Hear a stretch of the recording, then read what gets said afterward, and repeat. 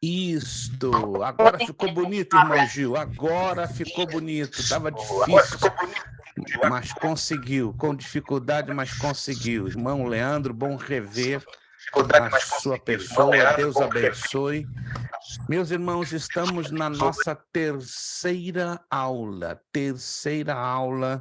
da nossa matéria de síntese do Antigo Testamento, terceira aula da nossa matéria de síntese do Antigo Testamento, curso básico em teologia, turma das terças-feiras. Agradecemos o esforço, né, que cada um de vocês fizeram para estar aqui. Entendemos que é luta, é dificuldade, é difícil. Parece que você passa a semana inteira em paz. Chega na terça-feira, a paz parece acabar, porque é luta, é batalha, é dificuldade, mas aqui estamos, né? Com a graça de Deus. Ainda sentimos a falta de alguns alunos, uns avisaram, outros não puderam, por alguma razão excepcional, avisar, mas estamos aqui. Irmão Gil, sua esposa, poderá estar conosco hoje? Ô, pastor, ela tá cuidando das crianças, que ela tá fazendo comida que atrasou um pouquinho, ela tá fazendo comida para poder dar às crianças. Tranquilo, tranquilo. Entendemos que é batalha, é uma correria tremenda, mas amém, graças a Deus. Agradecemos a irmã Amanda e a irmã Flávia, né, que hoje estão com uma situação excepcional, estão aqui participando da aula, mas por razões excepcionais não poderão estar com o vídeo ligado, mas entendemos isso, né? Não é porque cada uma das nossas irmãs tem uma tropa de filhos, tem família, esposo, casa, e eu sei que é difícil se desdobrar, muitas das vezes, no dia de aula para tantas atividades ao mesmo tempo. Por isso que eu digo que as irmãs são heroínas, né? Elas fazem das tripas coração, coisa que nós, homens, com todo respeito, não conseguimos fazer, não conseguimos fazer. Muito bem, meus irmãos, vamos então dar continuidade à nossa aula, né? Família Ramalho, mais uma terça, por razões que eu desconheço, não está aqui, nem o Absai. A irmã Bernadette vai chegar atrasada, a irmã Ilana também não tem notícia.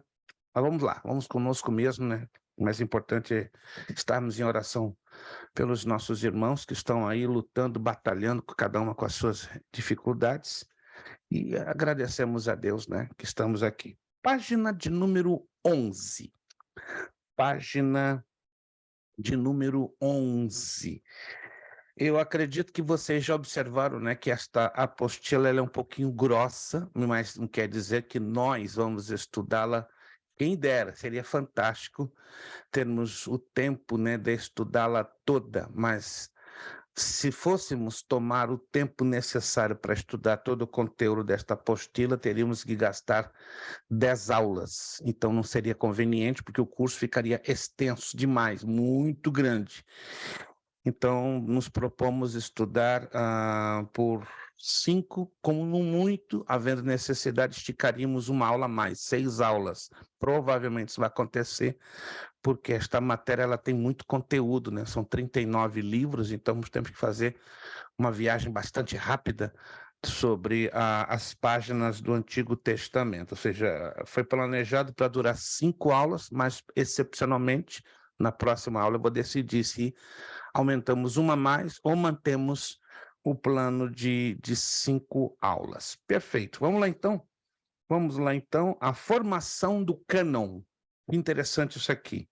O termo cânon é derivado da palavra grega canon, que quer dizer vara reta, beira reta, régua.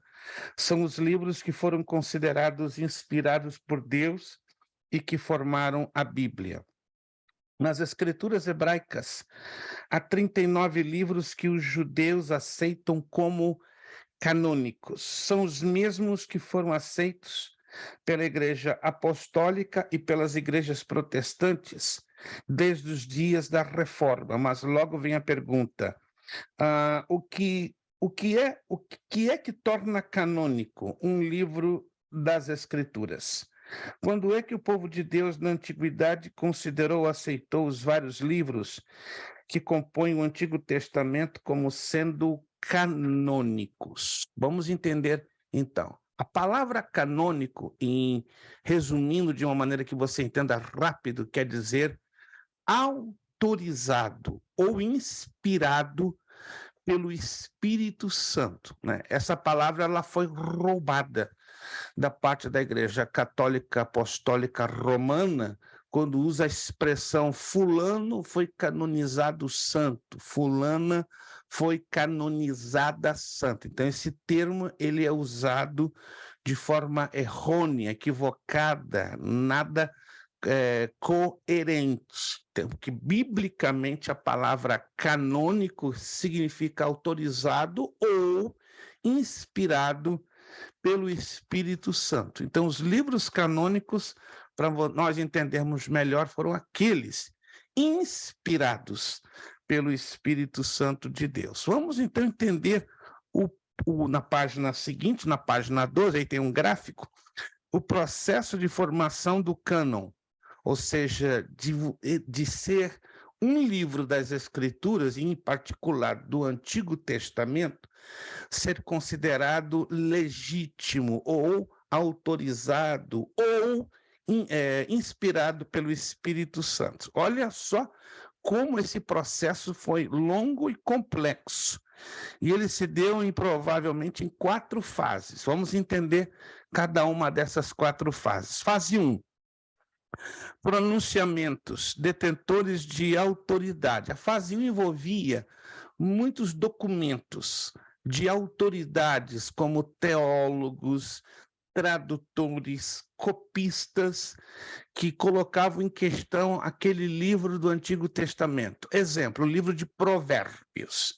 A história nos indica que o livro de Provérbios levou quase 600 anos para ser considerado canônico, ou seja, ao longo desses 600 anos, vários teólogos, copistas, tradutores tiveram que reunir uma grande quantidade de documentos até que chegaram à conclusão que ele era definitivamente inspirado pelo Espírito Santo. Fase 2.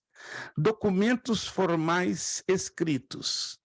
Então, esses documentos foram a base para este grupo de teólogos, tradutores ou copistas fazerem os seus pronunciamentos, ou seja, a fase 1 e a fase 2 estão muito ligadas, elas chegam até a se confundir, né, porque uma está ligada com a outra. A fase 3, coleção de documentos escritos. A documentação chegava a um número, às vezes, dependendo do livro em questão, a um número absurdo, né? Alguns historiadores indicam que o livro de Eclesiastes levou 320 anos, em média, para ser reconhecido como canônico, mas a quantidade de documentação ultrapassava 1.200 manuscritos. Então, era uma coisa absurda, né? 1.200 manuscritos existentes para dar uma base sólida em dizer Eclesiastes é canônico ou Eclesiastes não é canônico. Aí vem a fase 4, que é parecido com a fase 3.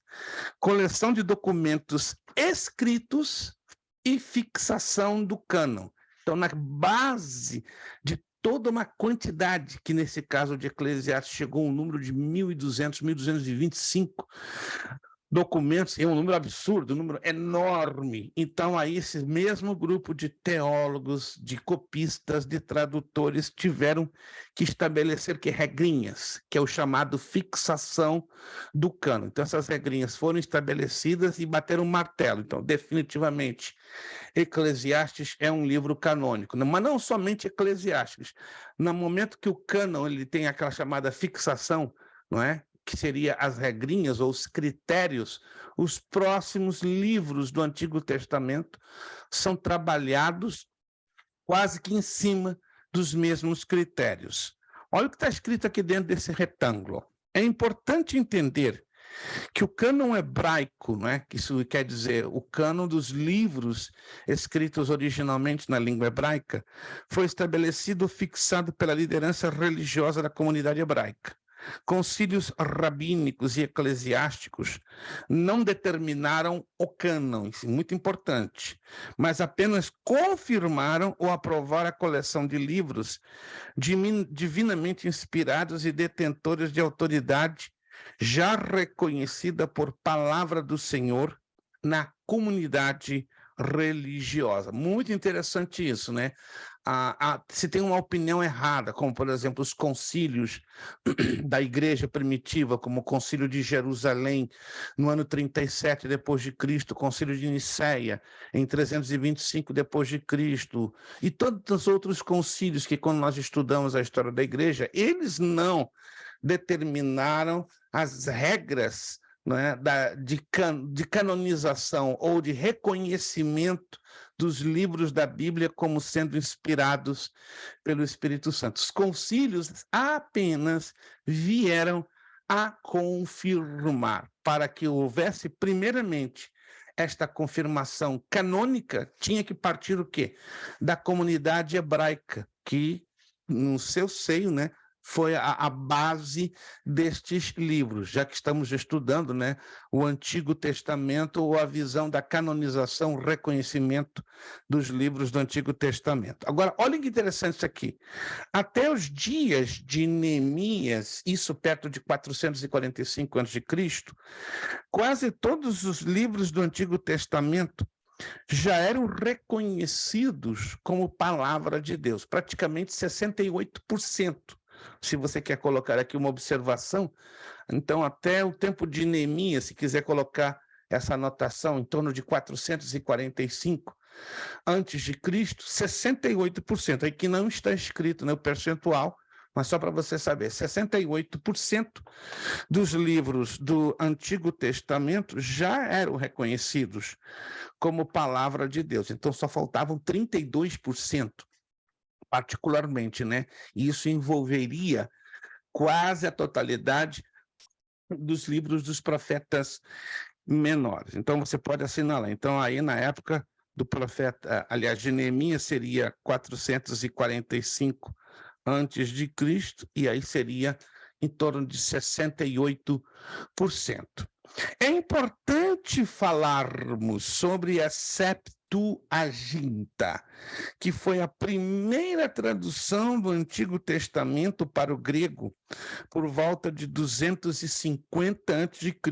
Nesta tradução, foram acrescentados alguns livros que não eram reconhecidos pelos judeus como canônicos, ou seja, autênticos, inspirados pelo Espírito Santo. Alguns destes eram Baruch, Tobias, Judite, o primeiro e segundo livro dos Macabeus, o Eclesiástico, e o livro da Sabedoria. Para os judeus e os protestantes, esses são considerados os livros apócrifos. Lembram-se dos livros apócrifos? Isso mesmo. Eles apresentam valor religioso e até mesmo histórico, mas não possuem autoridade canônica. Ou, em outras palavras, estes livros, conhecidos como livros apócrifos, para nós, não tem valor canônico, ou seja, não tem valor inspirado pelo Espírito Santo. Agora, desta listinha que você está vendo, está observando essa listinha? São 7. Desta listinha de 7 livros, recomendo, pelo valor histórico, entendam-me bem, por favor, pelo valor histórico, a leitura dos 2 livros aos Macabeus, dos 2 livros de Macabeus. Recomendo. Acredito que um aluno de teologia, se não conhece o livro de Macabeus ou dos Macabeus, vai ter problema. Em que sentido?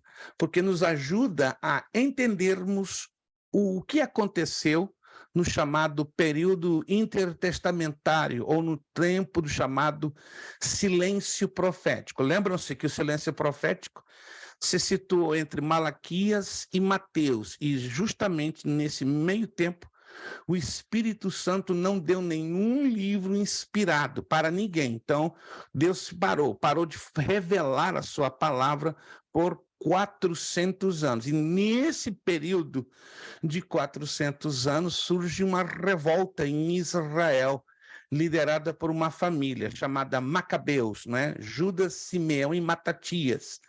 E por que esta revolta? Por causa de um rei de origem síria, chamado Antíoco IV Epifânio, ou Antíoco IV Epífanes, que decidiu perseguir o povo de Israel, decidiu eliminar o sacrifício no templo, trouxe muitas dores de cabeça para a nação de Israel. Ele, Antíoco IV Epifânio, Antíoco IV Epífanes, ele é exatamente a imagem do que será no futuro o anticristo, ou seja, este rei sírio que trouxe a revolta da família Macabeus, ele chegou a sacrificar uma porca em cima da tampa da Arca da Aliança, e o anticristo vai fazer exatamente, conforme Jesus já profetizou em Mateus capítulo 24, versículo 34. Então, bate na tecla, recomendo a leitura, pelo menos, desses 2 livros de cunho, né, de natureza histórica, os livros aos Macabeus. São 2 livros. Pastor, onde eu consigo esses livros? Adquirindo uma Bíblia católica, tá? Uma Bíblia católica, porque uma Bíblia nossa, protestante, evangélica, cristã, você não vai encontrar a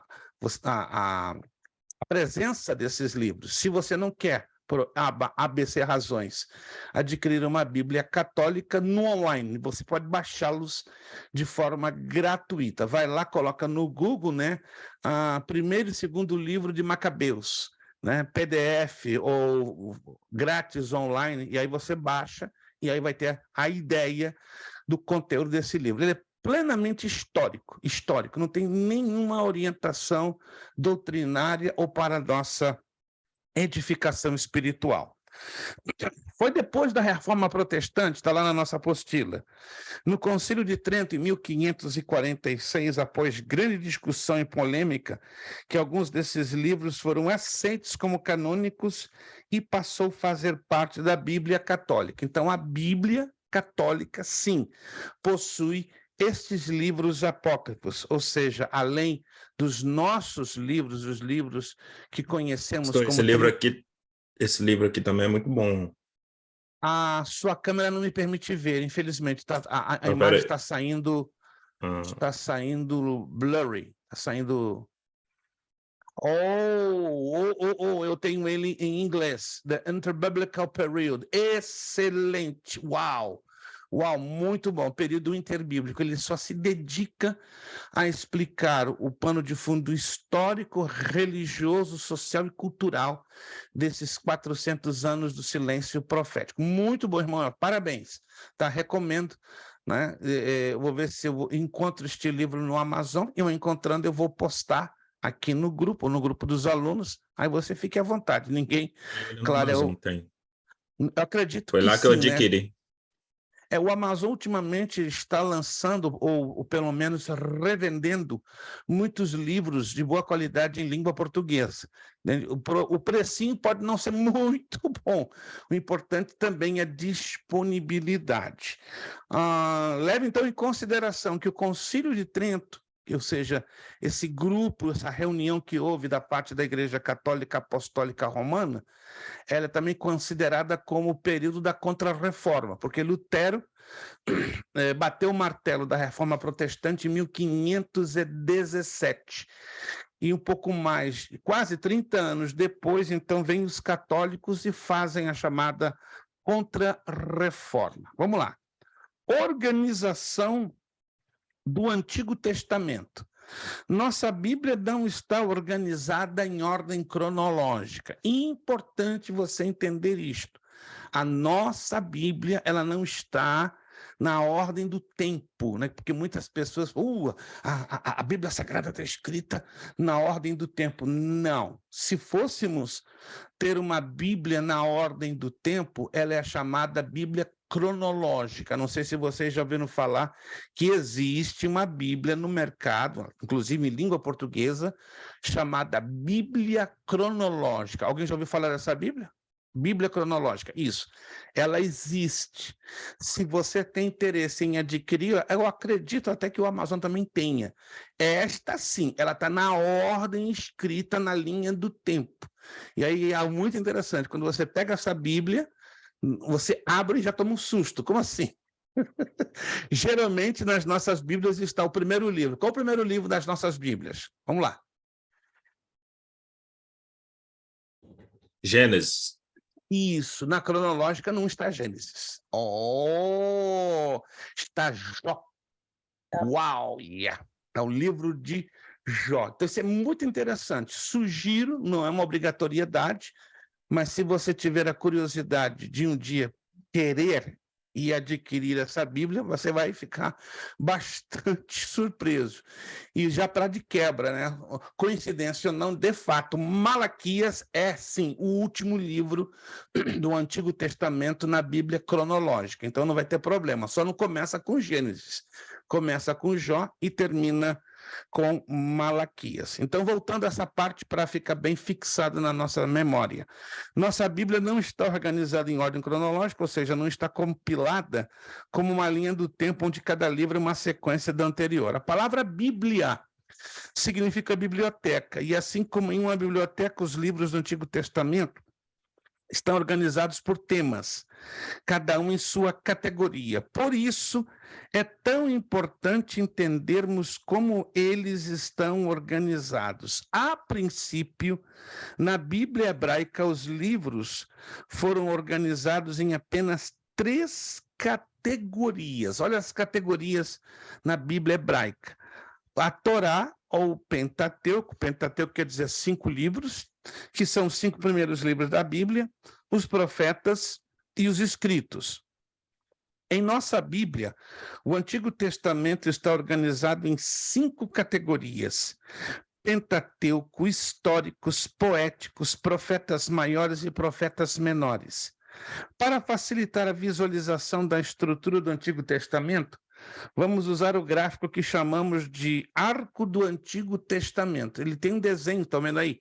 Ele tem um desenho de um arco, tá? Ou de uma ferradura, ou de uma letra U de cabeça para baixo. Então, nós vemos aí, ó, lá em cima, Pentateuco, Gênesis, Êxodo, Levítico, Números, Deuteronômio, poéticos, Jó, Salmos, Provérbios, Eclesiastes, Cântico dos Cânticos, também considerado Cantares ou Cantares de Salomão. Profetas maiores, Isaías, Jeremias, Lamentações, Ezequiel, Daniel. Históricos, Josué, Juízes, Ruth, os 2 livros de Samuel, os 2 de Reis, os 2 de Crônicas, Esdras, Neemias e Ester. Profetas menores, Oséias, Joel, Amós, Obadias, Jonas, Miqueias, Naum, Abacuque, Sofonias, Ageu, Zacarias e Malaquias. Deixa eu perguntar a vocês, dos profetas menores, quais seriam os menores livros, os mais pequenininhos? Conseguem ter de memória? Dos profetas menores. Conseguem ter em mente quais são os menores? Ageu e Naum. Ageu, Naum, só isso? Tem mais. Obadias. Obadias, que mais? Sofonias. Sofonias, perfeito, que mais? Oséias. Não, Oséias já é um pouquinho grande. Joel. Os menores livros dos profetas menores são Joel, Amós, Obadias, Jonas, Naum, Sofonias, Ageu e Malaquias, tá? Os demais são grandinhos, né? Oséias, Miqueias, Zacarias, Abacuque também é pequeno, tá? Então, na verdade, a maioria dos livros dos profetas menores são pequenos, com exceção de Oséias, Miqueias e Zacarias.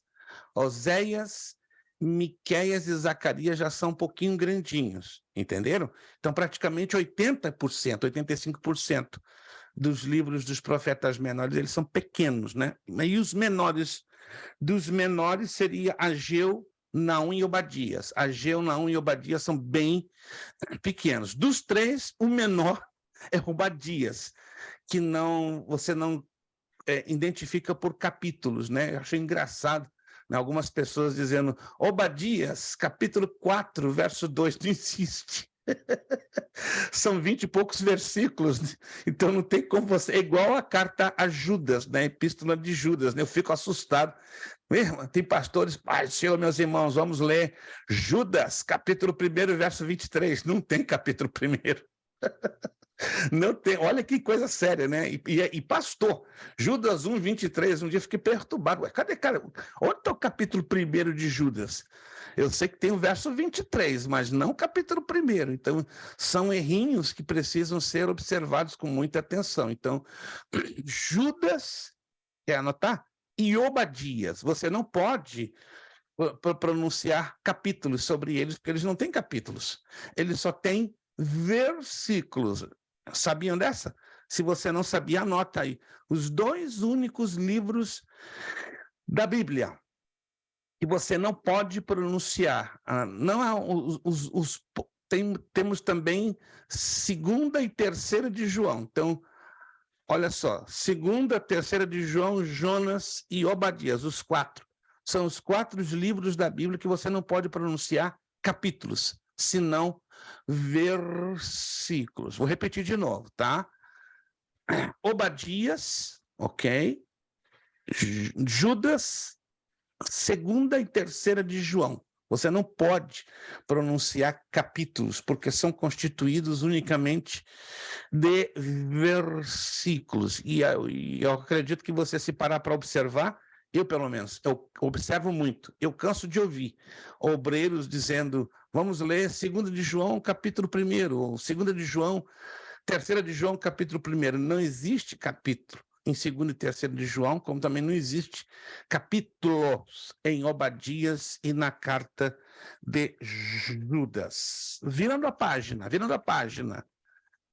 Estudar o Antigo Testamento. Talvez essa pergunta, desde que nós começamos esta aula há 3 semanas, você tem feito a si próprio, né? Por que eu estou estudando o Antigo Testamento? Porque ele é importante no meu conhecimento bíblico. Olha a resposta que colocamos aqui da parte de um grande escritor e teólogo da atualidade.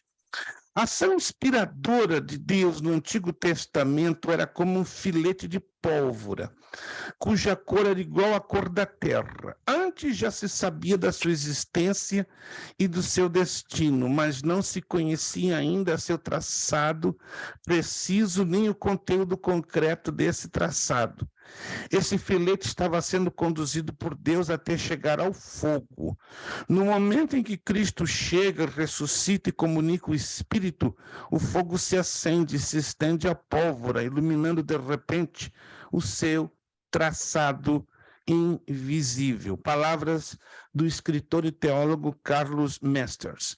Apenas conhecendo o Antigo Testamento é que podemos ter um pleno conhecimento da identidade da mensagem de Cristo. É impossível falar de salvação ou plano de redenção sem entender toda a história do povo de Israel e como Deus foi preparando tudo para a vinda do Messias. Você já parou para pensar como é maravilhoso ter um Deus que escolheu se revelar para nós? Diante de toda a criação, ele optou por se mostrar por meio de um relacionamento pessoal. É possível conhecer a Deus pessoalmente. Tenha um tempo de oração e comece a buscar por esse relacionamento pessoal com Deus, Criador de todas as coisas e que nos ama com um amor incondicional. Então, a melhor resposta que aí deixamos escrita é que, para eu entender a obra que Cristo veio fazer em nosso meio, né, a obra de salvação, a obra de redenção, e até mesmo o porquê do Novo Testamento, é porque existiu o Antigo, ou seja, houve uma história, houve uma base histórica, social, cultural e religiosa, no meio da qual sai o quê? A revelação da pessoa do Senhor Jesus Cristo. É bem verdade que ler o Antigo Testamento é bem mais difícil do que você ler o Novo Testamento. É totalmente compreensível, né? Não é todos nós que imediatamente, começando por mim, você pensa que primeira vez que eu li o Antigo Testamento, eu entendi ele de cara? Não, é difícil. Você toma tempo, bastante tempo, lendo e estudando, porque o Antigo Testamento tem muitos códigos. E o grande problema é sabermos interpretar corretamente este código, ou os códigos do Antigo Testamento. E agora vamos exatamente entrar em um deles, que dá um pouquinho de dor de cabeça, né? Como ler o Antigo Testamento? Aí na página seguinte, aula 2. Cosmovisão e geografia do mundo antigo. Você já deve ter lançado mão de várias técnicas, né? Como é que eu vou entender rápido o Antigo Testamento? Resposta: não existe essa de entender rápido o Antigo Testamento. É o que eu acabei de falar agora. Se toma tempo para entender, interpretar corretamente o Antigo Testamento. Vamos lá. Na última aula, vimos como Deus pode ser conhecido e como o Antigo Testamento chegou até nós, como o conhecemos hoje. Na aula de hoje, veremos um pouco como podemos ler. Isso aqui é importante, por favor, tenha em consideração que a aula de hoje, né, 13 de junho, ela vai nos abrir um leque importante para começarmos a interpretar corretamente o Antigo Testamento, de forma fiel. Veremos como o mundo antigo enxergava o mundo e vamos entender sobre a geografia, onde todos os acontecimentos do Antigo Testamento acontecem ou aconteceram. Como ler o Antigo Testamento? Perguntinha, né? De 6 milhões de dólares. Estudar o Antigo Testamento é uma tarefa incrível, linda. Agora, olha só, mas também exige disciplina. O que é disciplina? Organização. Eu tenho que separar tempo. Você pode ter seu trabalho, sua família, sua casa, seu lar. Todos nós temos as nossas obrigações, deveres e prioridades. Mas preste atenção. Se você se lançar a ler o Antigo Testamento, não é? No momento de agitação dentro da sua casa, né? Com filhos, esposo, esposa, com várias situações, esqueça-se. Você vai tentar enganar-se a si próprio para lhe fazer uma leitura compatível, uma leitura à altura. Você tem que estar, eu não quero exagerar, mas tem que estar isolado. Você tem que estar em lugar calmo. Você tem que ter o seu tempo. Você tem que estar, até se for o caso, fechado num quarto, em oração, porque a leitura do Antigo Testamento vai exigir, sim ou sim, disciplina. A preparação adequada pode ajudar o aluno a colher bons frutos.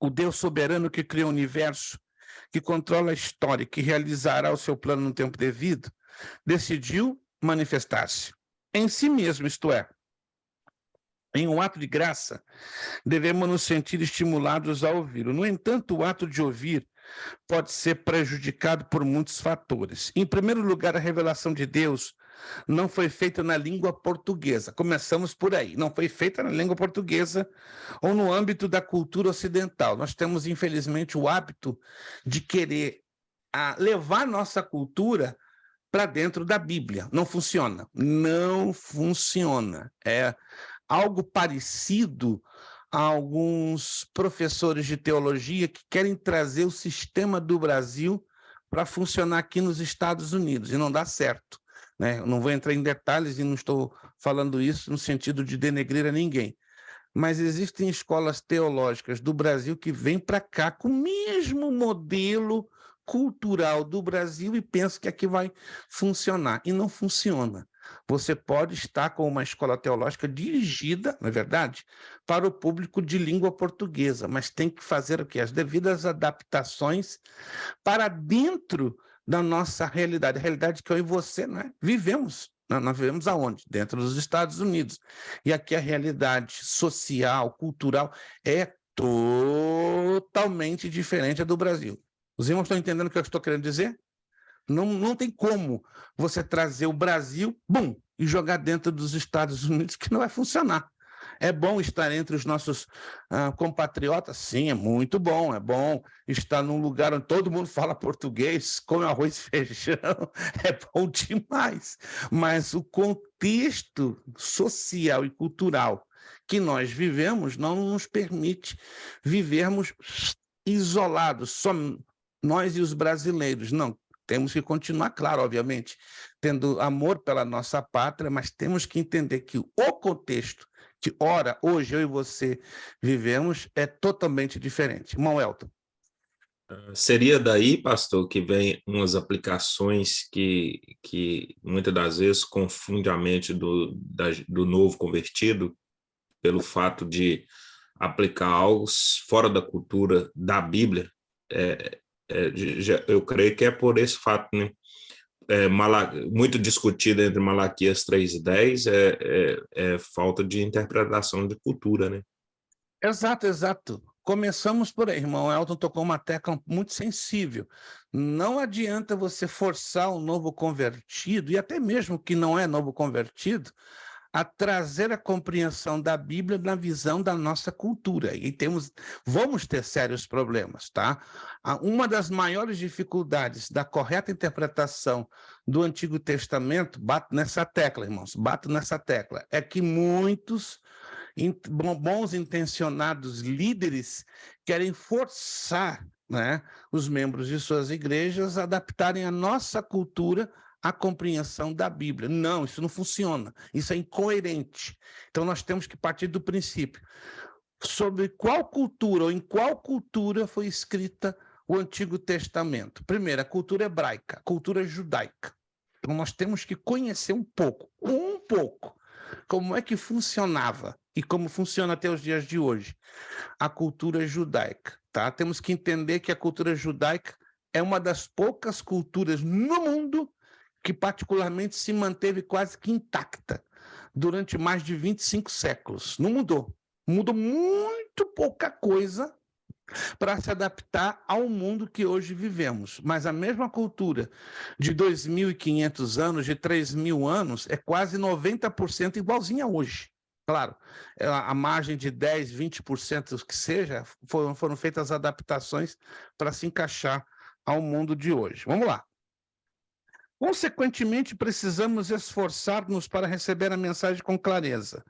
Quanto mais o aluno, olha que importante isso aqui, e aí você vai dizer, pastor, agora complicou a minha vida. Não, isso aqui vai ajudar a sua vida a interpretar corretamente o Antigo Testamento. Quanto mais o aluno conhece a cultura do Antigo Oriente Médio, especificamente a de Israel no período do Antigo Testamento, mais barreiras ele pode eliminar e mais fácil será de entender a palavra de Deus. Não é uma obrigatoriedade, mas é uma necessidade. Quanto mais eu estudo a cultura, como funcionava no Oriente Médio, melhor eu vou entender o Antigo Testamento. Outro fator de dificuldade é que mesmo ao ouvirmos, seremos seletivos em relação ao que ouvimos. Além disso, tentamos adaptar a mensagem ao que desejamos ouvir. A solução é permitir que a Bíblia fale por si. Todos temos pressupostos acerca da Bíblia, ou seja, eu e você temos a nossa visão, a nossa ideia, as nossas teorias, as nossas deduções e a nossa compreensão sobre a Bíblia. Isso todos nós temos, não se preocupe, você não é o único, nem eu sou o único, todos nós temos esta visão chamada visão pessoal, visão particular sobre a Bíblia. Agora, temos que ter o devido cuidado para isso aqui, olha só. Eles devem ser constantemente avaliados e refinados para não distorcer os seus ensinamentos. Só um exemplo. Digamos que irmão Gil tenha uma visão X pessoal dele sobre o texto do Antigo Testamento, que não concorda com a mesma visão do irmão Leandro. E que não bate em nada do irmão Elton, não se encaixa muito menos com a da irmã Ronilca, não tem nada a ver ao que a irmã Amanda pensa ou que a irmã Flávia, e piora para o meu lado. Isso é preocupante, e é o que nós estamos vendo hoje, né? Pessoas cheias das melhores intenções. Irmãos, nas igrejas, hoje você vai encontrar milhares de pastores, líderes, membros de igreja, mas cheinhos das melhores intenções. Mas na hora de interpretar o texto bíblico, as boas intenções não servem para nada, não valem para nada. Temos que partir do seguinte pressuposto: a Bíblia não pode ter uma interpretação isolada, só minha. Eu acho, me parece, eu penso, eu entendo assim. É um direito nosso entendermos, mas na interpretação esse direito cai por terra. Então nós temos que lutar no estudo da Escritura para deixar o eu entendo, o eu acho de lado e lançarmos mão da compreensão ou da correta interpretação do texto. E por quê? Se assim não fizermos, o que vai acontecer? Hoje nós estamos vendo aí, me permita, não estou querendo colocar este exemplo que eu vou fazer agora como um ataque pessoal ou uma crítica. Não, não, não. É só uma observação. Isso é importante. Não sei se vocês já observaram, se vocês já enxergaram isso, e repito, isso não é uma crítica, não é uma crítica, é uma observação, e ela é um pouco preocupante, ou seja, a cada ano que passa, isso vai piorando um pouco.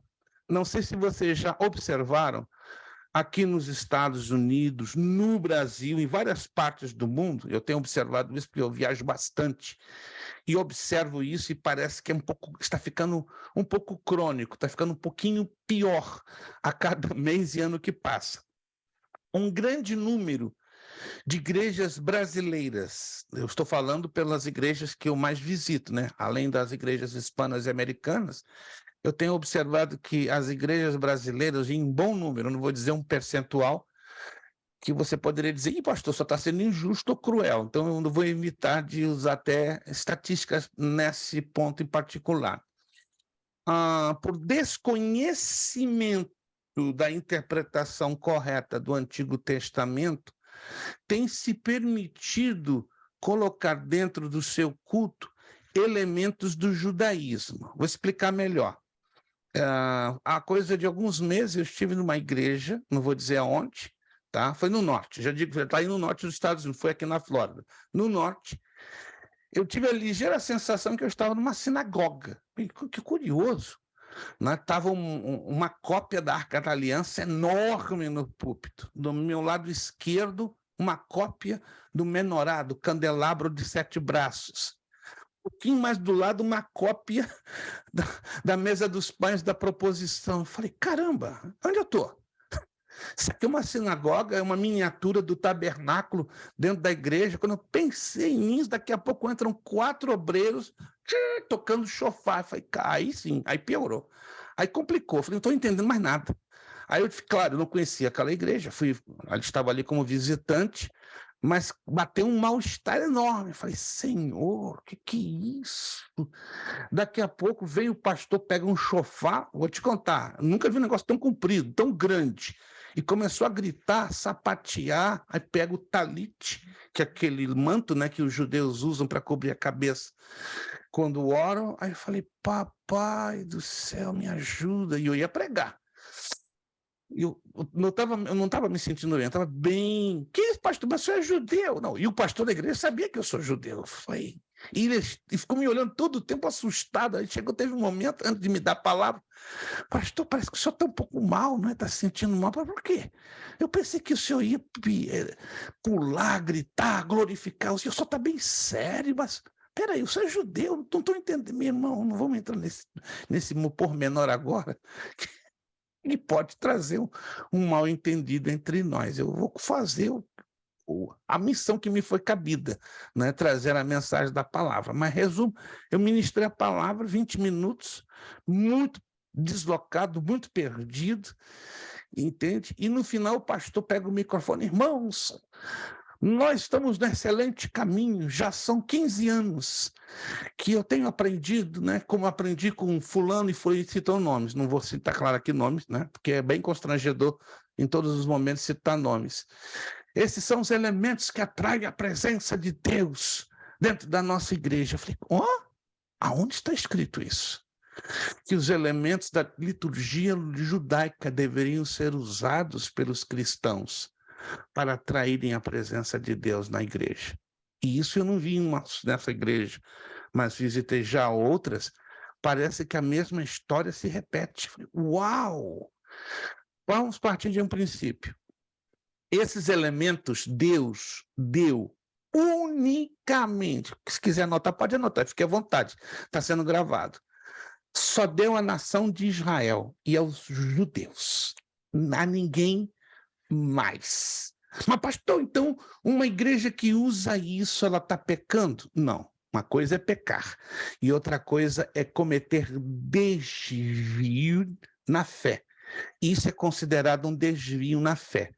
Um desvio na fé, quando ele é cumprido ou ele é exercitado insistentemente, aí já se torna uma heresia. Eu não sei se alguns de vocês já leram os 6 capítulos da carta de Paulo aos Gálatas. Alguém já leu a carta aos Gálatas? Alguém aqui já leu a carta completinha? 6 capítulos. Se você nunca leu, preste bem atenção, pega essa semana. É um deverzinho de casa, é bem interessante. É pequenininha a carta aos Gálatas. Aí você vai ler e descobrir algo maravilhoso. O que tem escrito lá, pastor? A carta aos Gálatas foi escrita para um grupo de igrejas na atual região da Turquia, chamada Ásia Menor, né? A região da Galácia. E o objetivo desta carta é Paulo falando a essas igrejas da região da Galácia de um grande problema que estava atormentando aos cristãos daquela igreja, ou daquelas igrejas. E qual era o problema? Havia um grande grupo de judeus convertidos ao evangelho. Preste atenção que interessante isso. Havia um grande grupo, enorme. E na medida que outros judeus se convertiam e cristãos, esses primeiros judeus, ou primeiros convertidos judeus naquelas igrejas, começaram a forçar a barra. Em que sentido? Não, a partir de hoje, você está se convertendo? Vai se circuncidar. Vai guardar o sábado. Vai guardar as festas. Opa!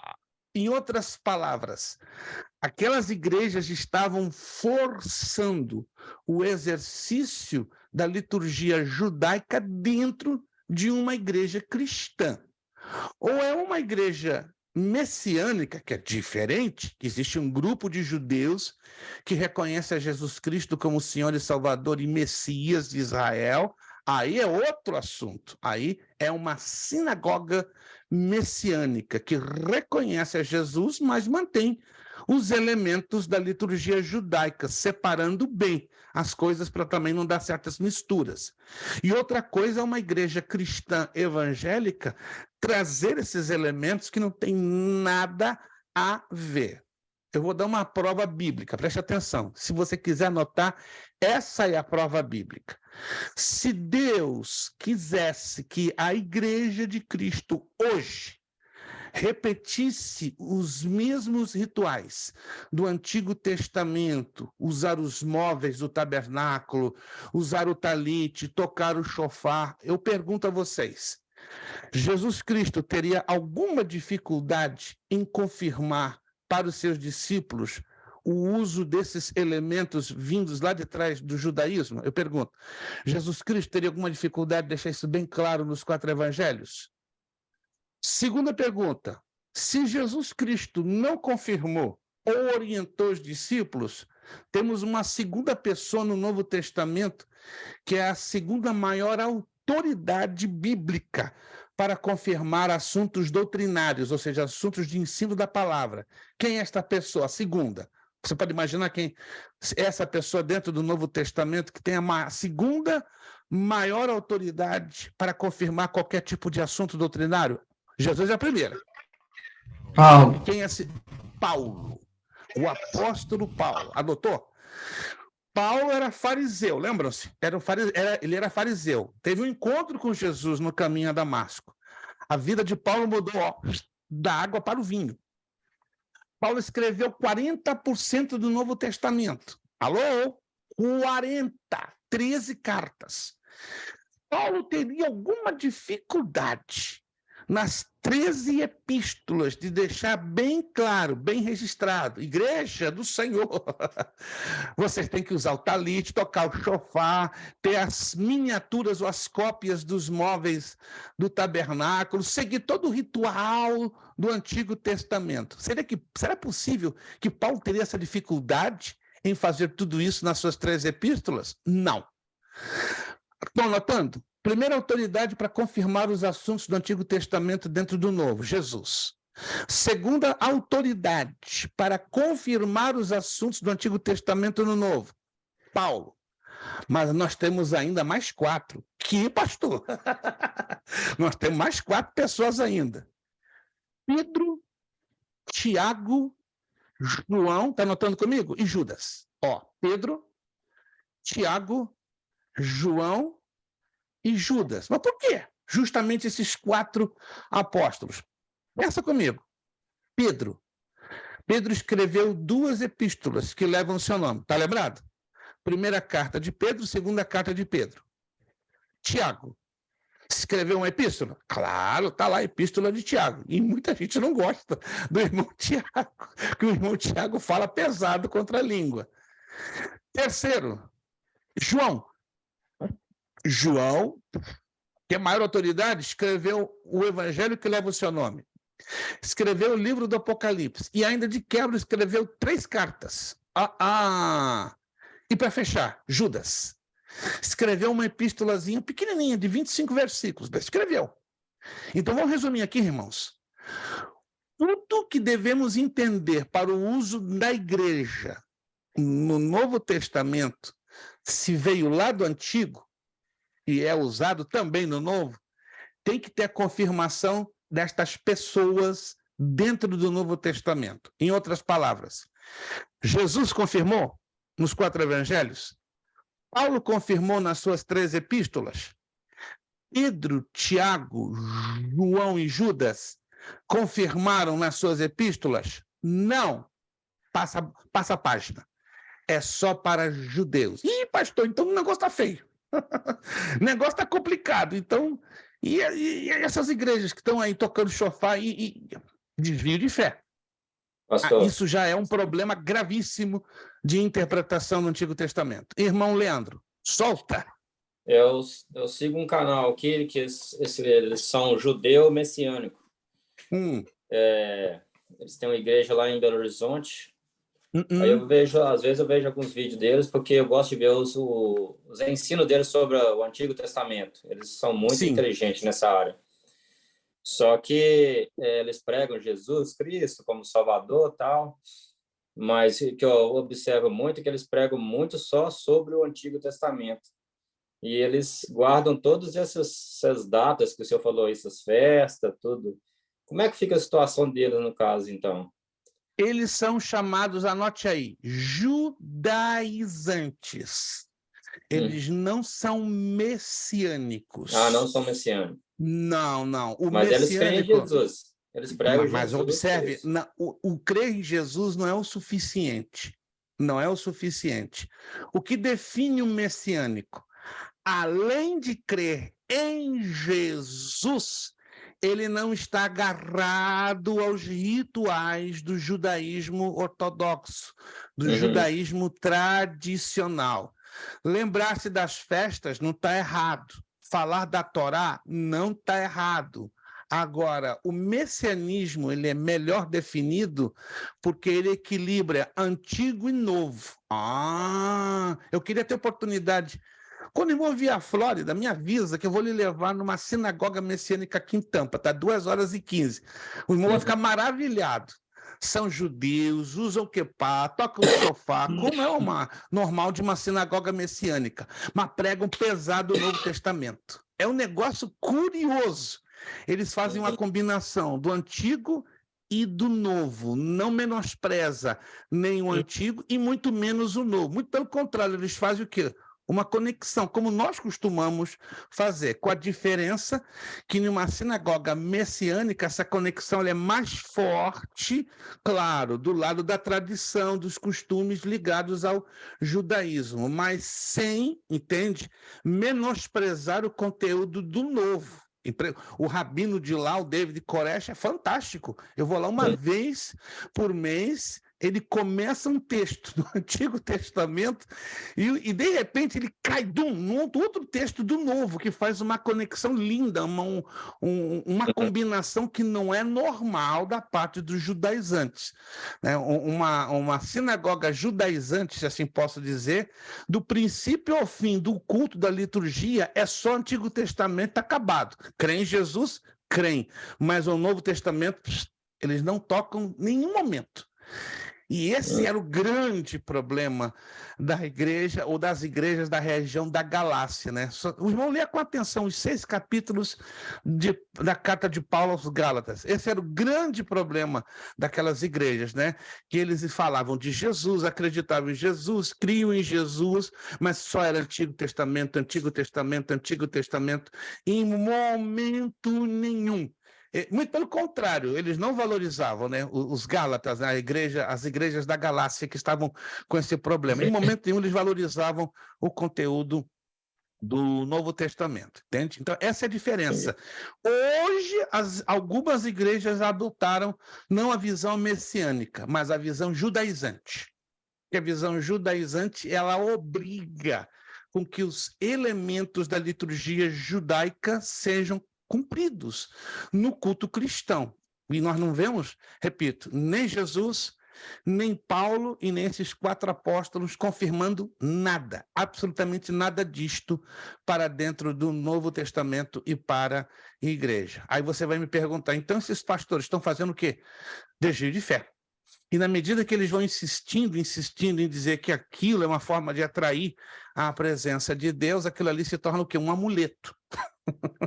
E os amuletos têm uma tendência a jogar para onde? Para a heresia.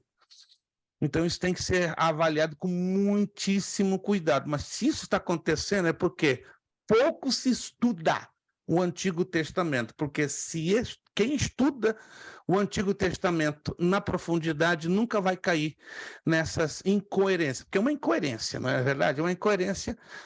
A maior autoridade para confirmar tudo isso seria, sem dúvida nenhuma, a pessoa do Senhor Jesus Cristo. Mas se Jesus não confirmou, óbvio que Paulo não ia confirmar, e óbvio que Pedro, Tiago, João e Judas não cairiam na bobagem de confirmar princípios que nem Jesus e nem o apóstolo Paulo assim haviam confirmado dentro das páginas do Novo. Gente, está entendido essa parte? Não se assuste. Só uma dúvida. Isso, no caso, então, seria chamado de idolatria? Há casos que sim, minha irmã, infelizmente.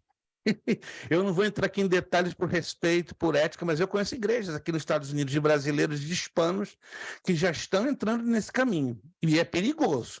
E eu digo para a senhora, é tão perigoso que as igrejas que estão entrando nesse caminho, elas não percebem isto. Porque elas estão valorizando, compreende? Mais esses rituais, esses elementos, do que a própria palavra e adoração a Cristo. Partamos de um princípio. Tudo que rouba o lugar que pertence à palavra e ao Senhor Jesus Cristo, anote isso aí, já é um passo para a idolatria. Vou repetir.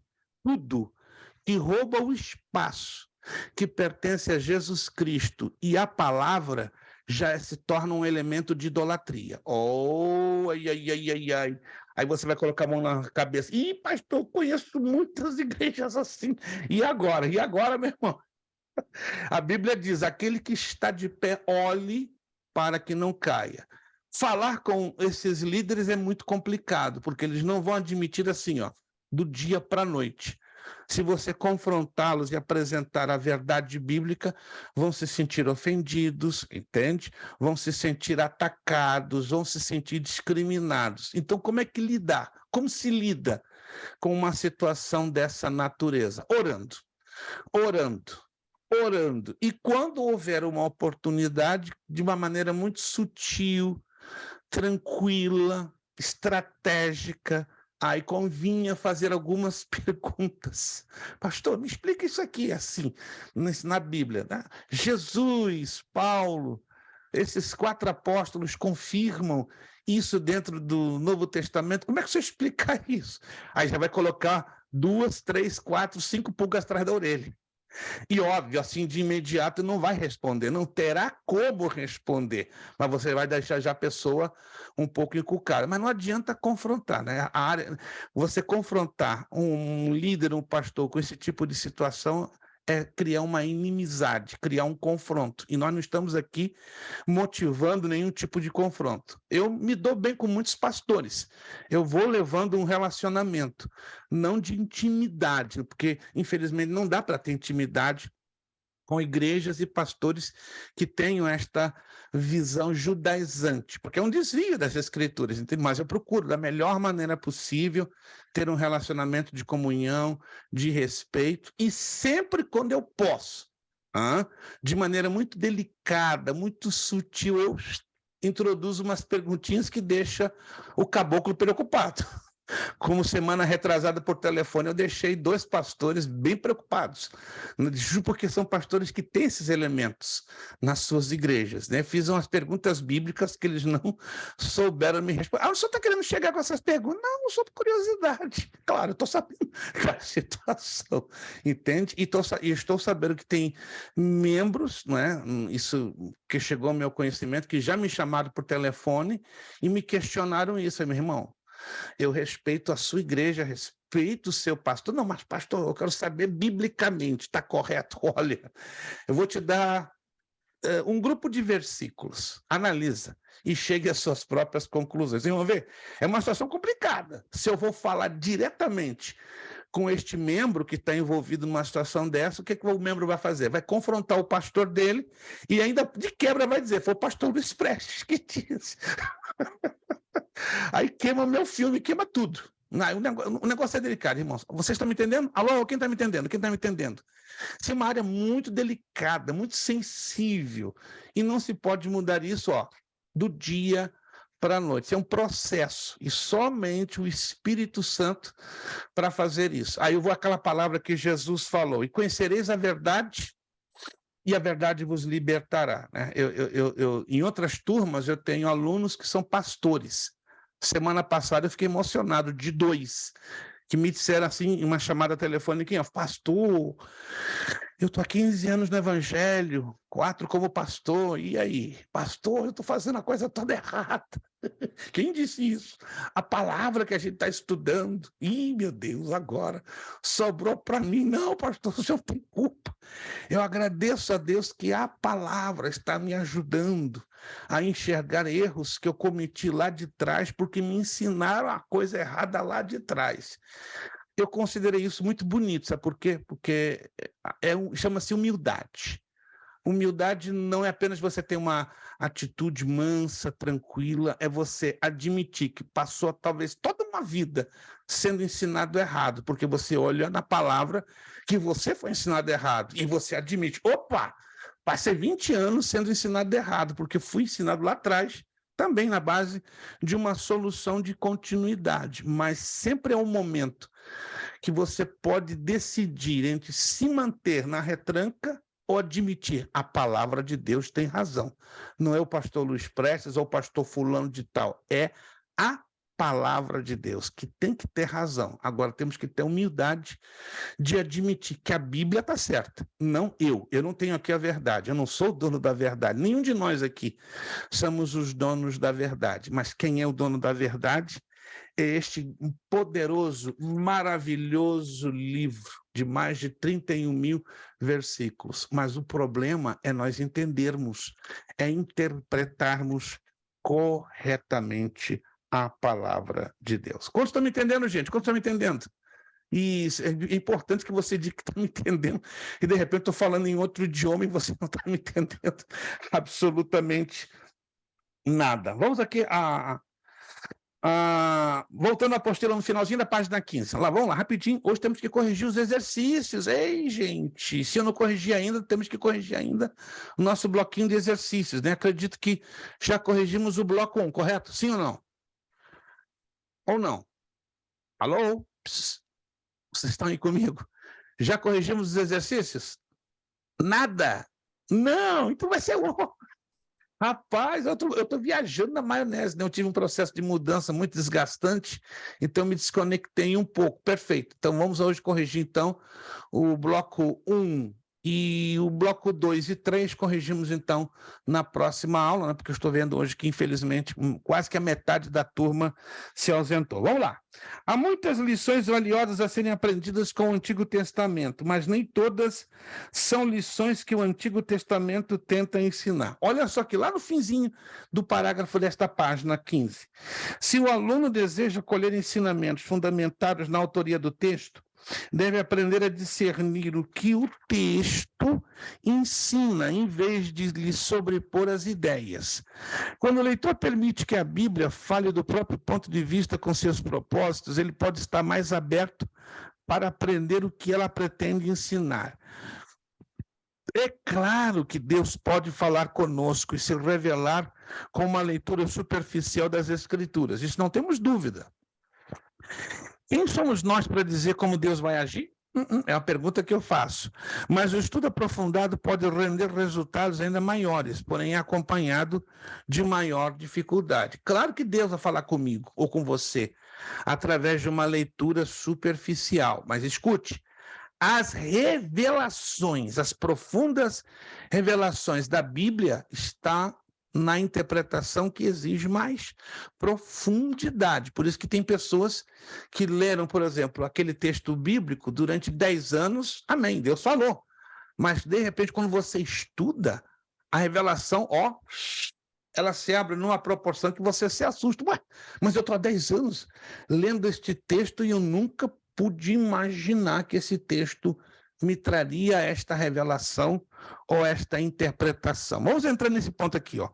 Aspectos da interpretação bíblica. Seja sincero, quantos de vocês já tiveram muita dificuldade, mas muita, não é pouquinha não, de interpretar corretamente um versículo ou um texto do Antigo Testamento? Quantos de vocês já tiveram essa dificuldade? E a dificuldade pior é que você parece que fica ali meses e não sai nada. Tem casos que até você fica agarrado 1 ano, ou até 2 anos. Não se desespere que eu vou falar, não. Eu já fiquei agarrado, literalmente, preso, num versículo de 39 palavras. Eu já até contei as palavras. Eu fiquei 14 anos em cima daquele texto. Que eu me desesperava. Eu preciso entender esse texto. Espera aí. Não é possível. Todo mundo entende, eu não entendo. Aí, quando eu tive assessoria, né, eu tive a ajuda de um mentor, um homem de Deus, pastor Antônio Gilberto da Silva, já falecido, né, o grande mestre das Assembleias de Deus do Brasil, dos anos 60, 70, 80 e 90, ele só me deu a seguinte dica: meu irmão, vai neste ponto, e me deu um livrinho de presente. Que livrinho é esse? Hermenêutica Bíblica. Rapaz, um livrinho pequenininho, de 68 páginas, tenho até hoje, 1974. Tá velhinho, já tá todo colado, porque tem sido a minha, vamos dizer assim, a minha tabuada da teologia. Foi o mais impactante livro de teologia que eu já ganhei na vida. Pequenininho, 68 páginas, mas ele é a minha tabuada. Lembra da tabuada? Alguém aqui se lembra da tabuada? Eu estou tão velho para... Gente, eu tenho até hoje meu livrinho de tabuada. Data de 1967. Que isso, pastor? Você é doido? Tô com muitas caixas aqui desarrumando. Quando eu consegui encontrar esse livrinho, vou mostrar para vocês. Tem até hoje, 1967, 9 de novembro de 1967. Carreguei aquele livrinho, usei. Está todo coladinho, está todo já despencado em páginas. Então, hoje eu também tenho um livro de teologia, que é o chamado Hermenêutica Descomplicada, né, do ano de 1974, e está sendo uma benção. Sempre foi uma benção. A partir do momento que eu comecei a entender que nenhum texto da Bíblia, escute essa, pode ser interpretado isoladamente. Todo e qualquer texto bíblico precisa de um contexto, ou seja, um texto que esteja antes ou depois daquele texto em consideração ou em algum lugar dentro da Bíblia que fale do mesmo assunto. Então, é o que nós vamos entrar agora.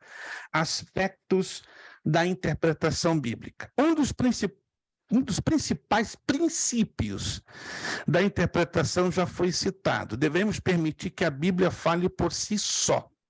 É difícil consegui-lo, pois todo intérprete possui pressuposições, né? Ou seja, ideias, pontos de vista. Eu tenho certeza, como acabei de falar agora há pouco, cada um de nós temos uma visão, uma teoria, uma compreensão sobre um texto bíblico que lemos. Mas nós temos que ter em consideração que não é suficiente apenas aquela ideia. Eu penso, eu acho. Nós temos que ter certeza do que estamos lendo e temos que ter certeza da correta interpretação. Vamos lá. São as ideias pré-estabelecidas sobre o que a Bíblia é, o que ela diz e como todas as coisas se enquadram. Elas podem moldar a interpretação do texto e distorcê-la. A interpretação adequada não exige que os leitores eliminem todas as pressuposições, mas insiste em que eles reconheçam sua existência, reavaliando constantemente sua validade, subordinando-as ao texto das Escrituras. Posso dar um exemplo? Só um, poderia dar aqui 20.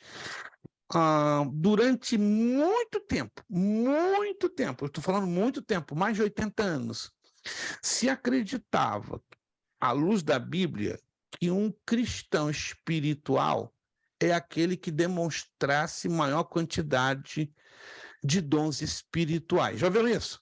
Tem pastores que ensinam, não. O que determina a espiritualidade de um crente é ele ter uma boa quantidade de dons espirituais. Irmãos, eu me converti ouvindo isso em 1969, mas nunca não encaixava aqui dentro do meu coração. Por respeito, eu ouvia. Mas sabe aquela coisa que Deus te dá discernimento? Eu era novo convertido, em 1969, falei, tem um negócio que não está batendo, tem um negócio que não está encaixando, mas eu respeitava, ouvia, dizia amém, mas assim, amém na minha cabeça, mas aqui dentro o coração não encaixava. Aí, quando eu comecei a estudar a palavra de Deus, aí matei a charada. Opa! A nossa espiritualidade não é definida por termos mais ou menos dons.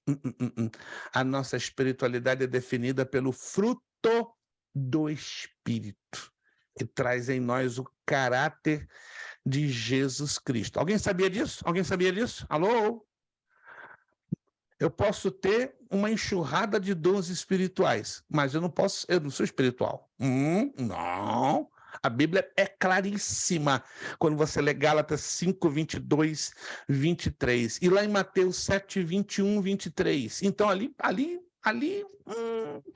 que diz Mateus 7, 21, 23? Naquele dia, dirão para mim, Senhor, Senhor, em teu nome profetizamos, em teu nome expulsamos demônios, em teu nome curamos os enfermos. Lembra-se desse texto? Uhum. E o que Jesus disse para esses grupos, para esses queridos servos do Senhor? Apartai-vos de mim, praticantes de iniquidade, porque eu não vos conheço. Mas peraí, pastor, eles tinham dons que eu não tenho. Expulsavam demônios, curavam enfermos, profetizavam. Que negócio é esse? Mas Jesus deixou bem claro. Apartai-vos de mim, praticantes de iniquidade. Percebeu que a Bíblia colocou? Praticantes de iniquidade. Quem pratica iniquidade é o cristão carnal. O ímpio não é praticante de impiedade. O ímpio é aquela pessoa que não conhece a Jesus, que não teve a experiência do novo nascimento. Mas o iníquo, é o crente. cheio dos dons espirituais, mas zero de fruto do Espírito, zero do caráter de Jesus Cristo, zero da maturidade, zero da verdadeira e genuína espiritualidade. Alguém está me entendendo? Alguém está me entendendo? Então, quando nós estudamos a Bíblia, aprendemos a interpretar corretamente as coisas. E é muito fácil eu pegar um texto bíblico, e colocar minha própria interpretação. Querem ver um outro texto? Esse aqui é bem mais simples, mas ele dá uma dor de cabeça boa. Mateus 24:14. E este evangelho do reino será pregado a todas as nações, então virá o fim. Aí você vai lá no YouTube, tem dezenas, não é 1, 2, 3, 4, passa de 50, 80, 90 pastores que pegam esse texto, Mateus 24:14. Sabe o que eles dizem? Igreja! Jesus não poderá arrebatar a igreja, não poderá voltar até o dia que todo o evangelho seja pregado no mundo. Está escrito lá em Mateus 24:14. Está escrito nada. Não, bota lá, E este evangelho do reino será pregado a todas as nações, então virá o fim. Mas peraí, esqueceu do detalhe. Do reino. E esqueceu que lá em Atos 20:24 fala do evangelho da graça. Esse pregador ou ensinador da Bíblia se esqueceu que tem um evangelho eterno, lá em Apocalipse 14:6-7. Opa, já mudou de figura? Mudou de figura. Se o texto está trazendo, e este evangelho será pregado a todas as nações, então virá o fim, aí muda a interpretação. Então, alguém está me entendendo, gente? O problema é a combinação evangelho do reino. Se estivesse só evangelho, alguém está me entendendo e está anotando? Se estivesse evangelho, aí sim, eu aplaudiria esse pregador, esse ministrador, esse ensinador. Ele está falando a coerência bíblica, mas está se referindo ao evangelho do reino. Aí quando nós estudamos o que significa na Bíblia a expressão evangelho do reino, a revelação de Jesus a Israel. O evangelho de Mateus fala 55 vezes a expressão evangelho do reino, a palavra reino, e está ligada a Israel. Isso quer dizer que o evangelho do reino vai ser um período de 7 anos dentro da tribulação, onde os judeus estarão pregando este evangelho. Nos primeiros 3 anos e meio, da parte de 2 testemunhas judias. Nos outros 3 anos e meio finais, da parte dos 144 mil judeus selados. Estão entendendo, gente? Isso aí é muito sério. A gente pode pegar um texto e distorcê-lo ao nosso bel prazer e dar problema na interpretação. Vamos fechar esse parágrafo, porque já são 9h40, para a gente então já começar a corrigir os exercícios. Vamos lá.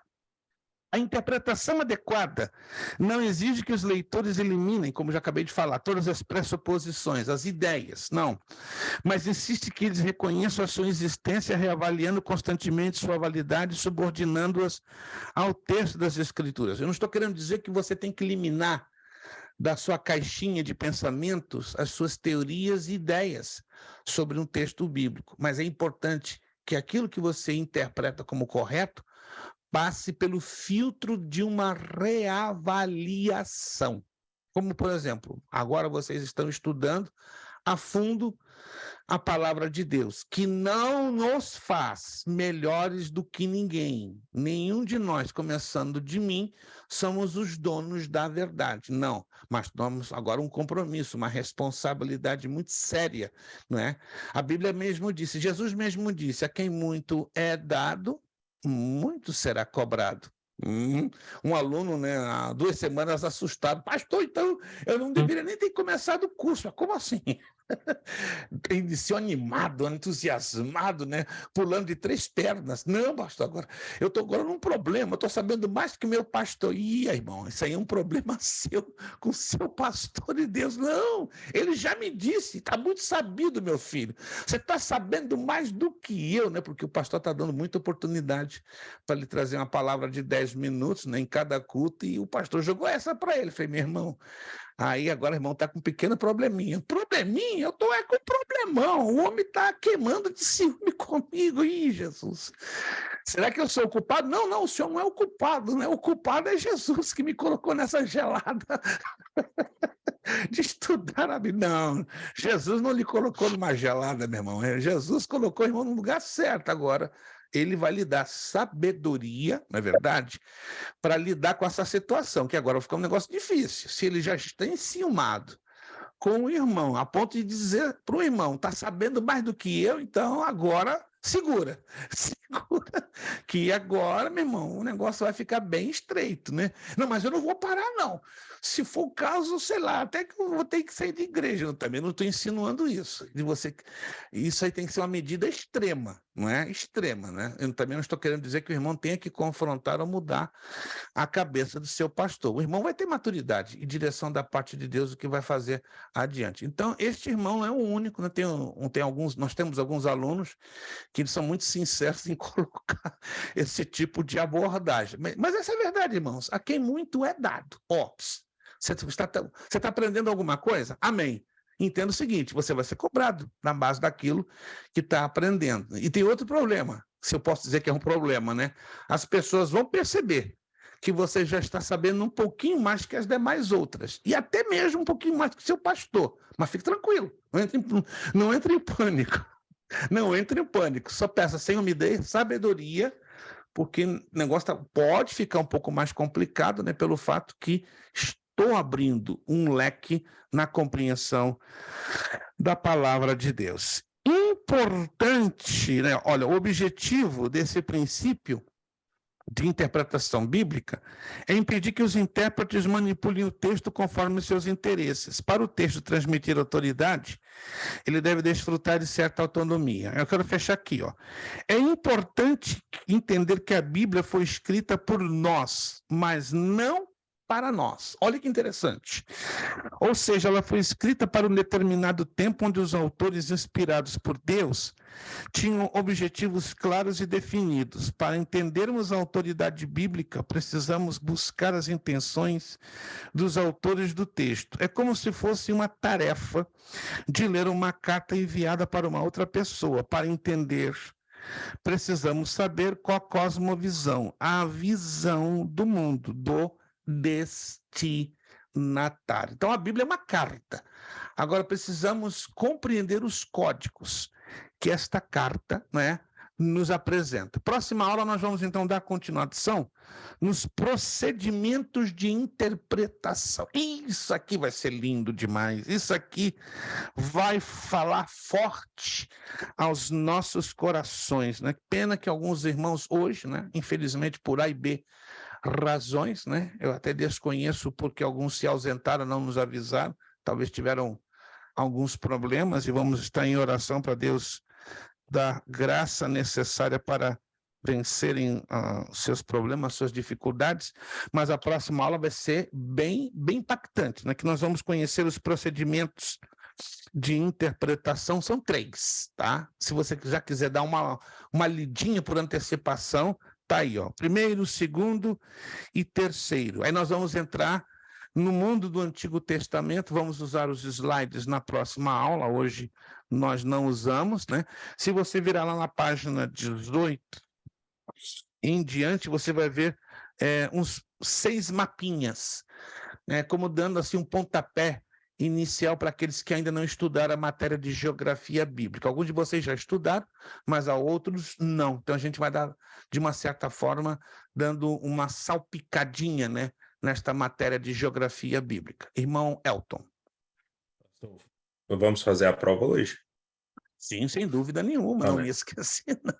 Fique tranquila, né? Quando a aula terminar, todos vão sair da conexão, mas só o irmão Elton, né, que não fez a última prova da última matéria.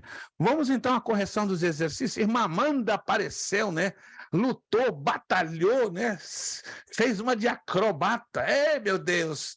Mas isso é mulher. Mulher tem uma capacidade que o homem nunca vai ter. Eu fico impressionado. Minha esposa, mesmo com o pé machucado, ela faz 3, 4, 5 coisas, isso porque está com o pé machucado, né? Está mais de um ano e meio com o pé fraturado, mas olha, quando aquela mulher não tinha o pé fraturado, ela fazia 12 coisas, parecia polvo, né? Cheio de braços.